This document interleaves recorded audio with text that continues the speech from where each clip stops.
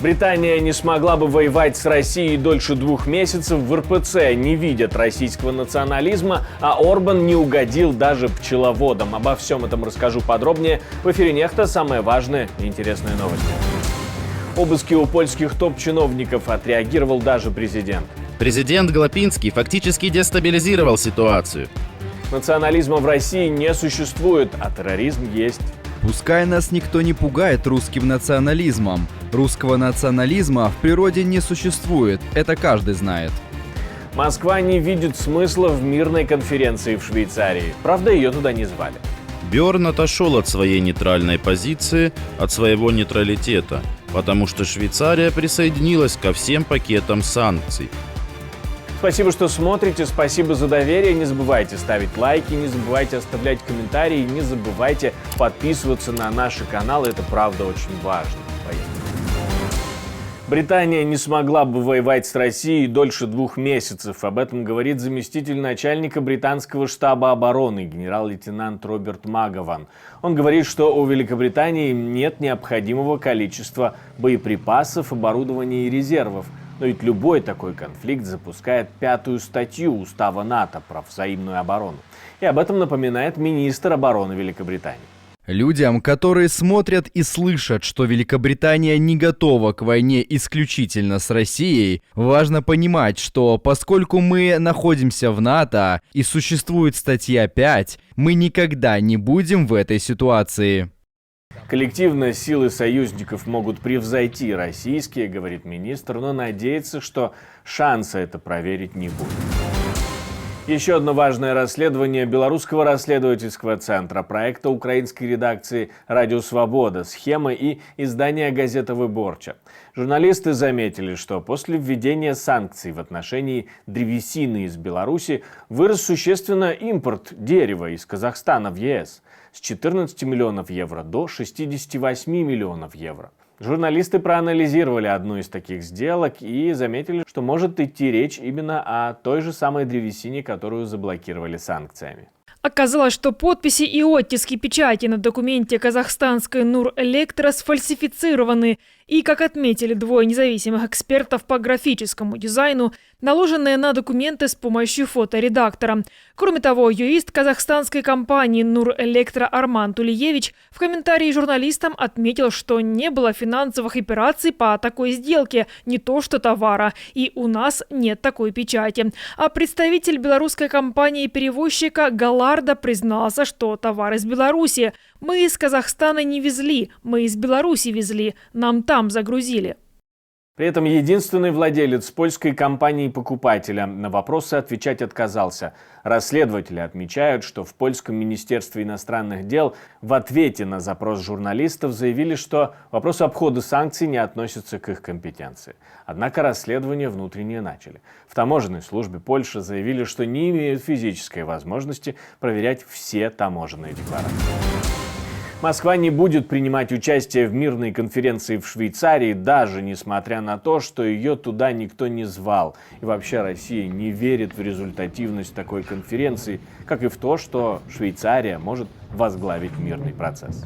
Бёрн отошел от своей нейтральной позиции, от своего нейтралитета, потому что Швейцария присоединилась ко всем пакетам санкций, наложенным на нас. У нас есть проблемы, логистические проблемы. У нас есть проблемы с выдачей виз.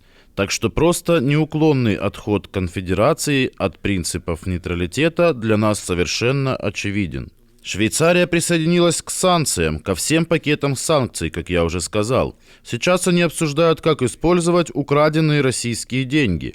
Здесь, в Швейцарии, заблокировано около 7 миллиардов долларов. Сейчас они обсуждают, как использовать эти деньги. Предоставить ли эти деньги режиму Зеленского?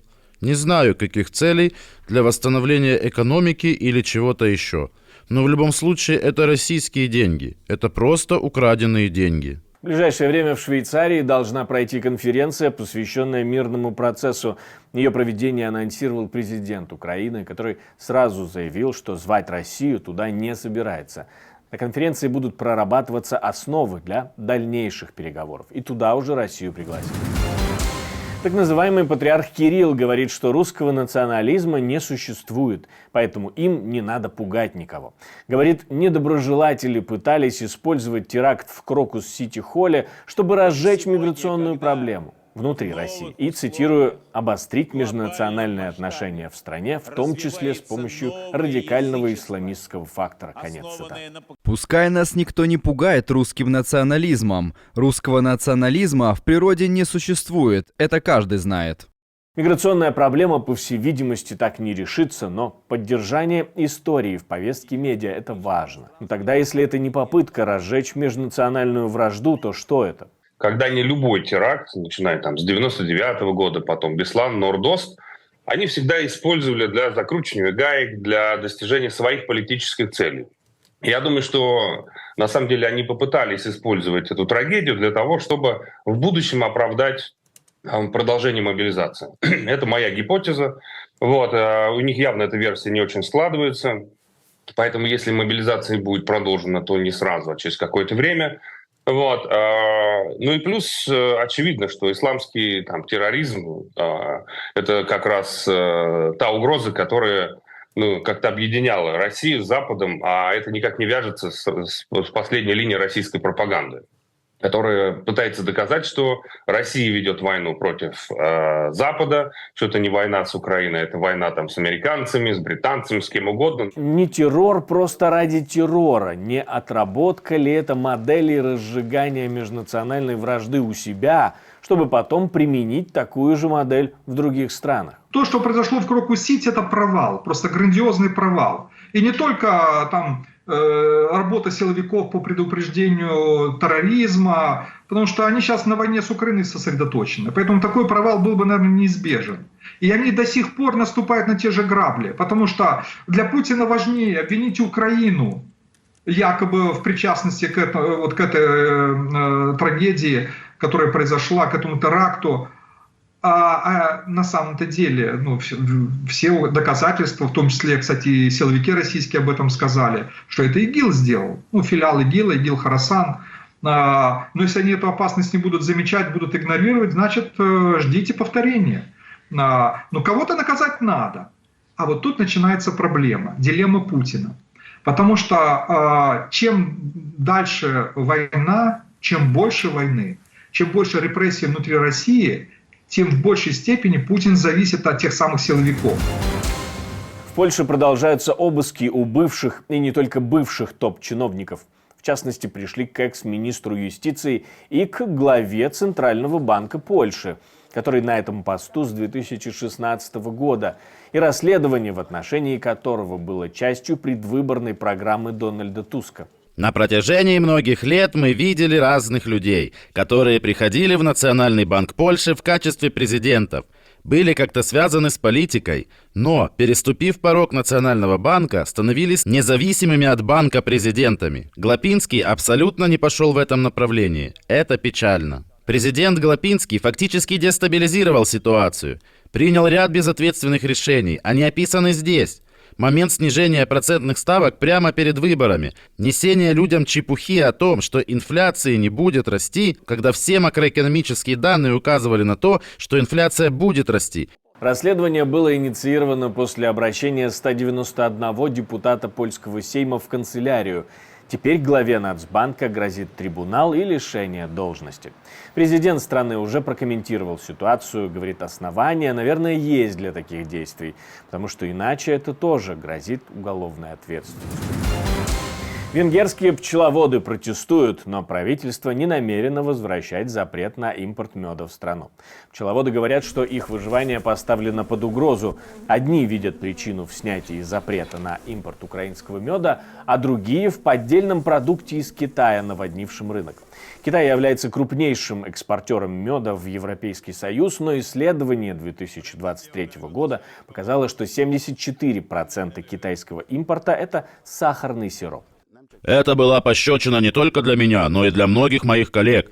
Поскольку я являюсь президентом ассоциации, из почти 400 человек многие люди звонили мне. У нас был пожилой член ассоциации, который собирался на пенсию. Он звонил мне, плача о том, что с нами будет. Министр сельского хозяйства Венгрии говорит, что односторонние запреты на импорт не имеют положительного влияния на местный рынок. Зато эти ограничения нанесли ущерб компаниям, которые упаковывают и экспортируют мед в Европейском Союзе. Поскольку закрытие границ больше не могло поддержать интересы венгерских пчеловодов, поскольку не имело ощутимого влияния, мы не хотели создавать еще больше проблем. Именно поэтому нам пришлось снова открыть наш рынок. По данным Европейской комиссии, большинство импорта меда в ЕС поступает из Китая и Украины. Именно украинская доля в этом 25%.